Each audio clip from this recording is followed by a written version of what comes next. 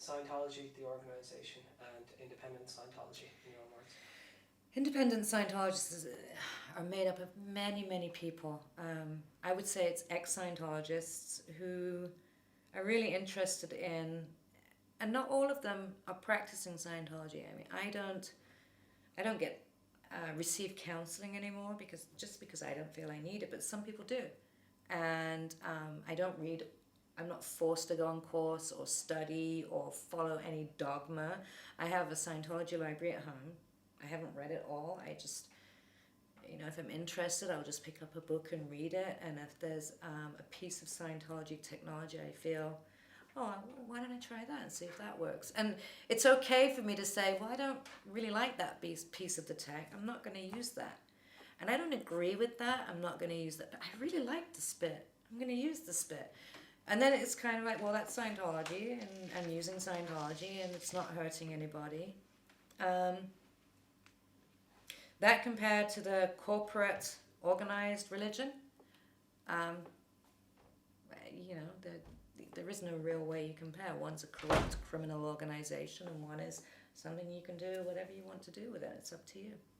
So in Free Zone, there's no, if say for instance, if I was to become a practicing independent Scientologist, I won't be charged for courses. I'll just wait for Jerry to go out. Pick up the noise.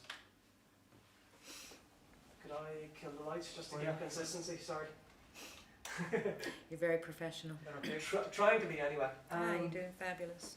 So, say for instance, if I was to become an independent Scientologist and I was interested in getting courses, compared to say if I was going to Dublin Mission, are you saying that the courses are free, that they won't try and manipulate me into spending more money, doing as it's being described to me, the hook and bait switch, where they're trying to lead you on and just get more money from you? Are you saying that won't happen in the independent field? Yeah. I can't give you an honest yes or no to that. People are individuals, and I can tell you for sure, within corporate Scientology, it's criminal from the top down, and you will absolutely get fleeced, and you will have to remortgage your home, and you will be sold the idea that you'd better give everything, and you're worthless, and you might as well give everything, and your whole life will be destroyed. That I can say with certainty. In the independent field, I don't know, it depends who you meet. You might meet a crook who wants to make a buck, wants to make some money out of it.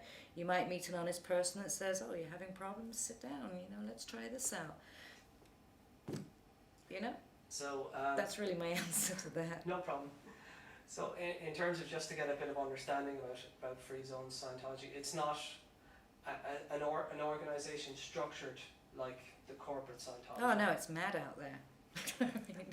At least in the corporate Scientology you have a very specific. This is the root, and this is Scientology, and this is what you have to do.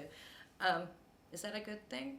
I don't know, because out in the free zone or the independent field, you have many, many different ideas about what Scientology is or isn't. You have many conspiracy theories. You have I know certainly in the free zone there are individuals who are selling the Holy Grail, which, corporate Scientology, here's the Holy Grail. These are the upper spiritual levels. When you reach these, you will be Superman or Superwoman. And then out in the independent field, you have, or in the free zone, I know there are individuals that are basically saying, well, we've got the Holy Grail, and you have all this crap going on in both organizations. So I wouldn't say,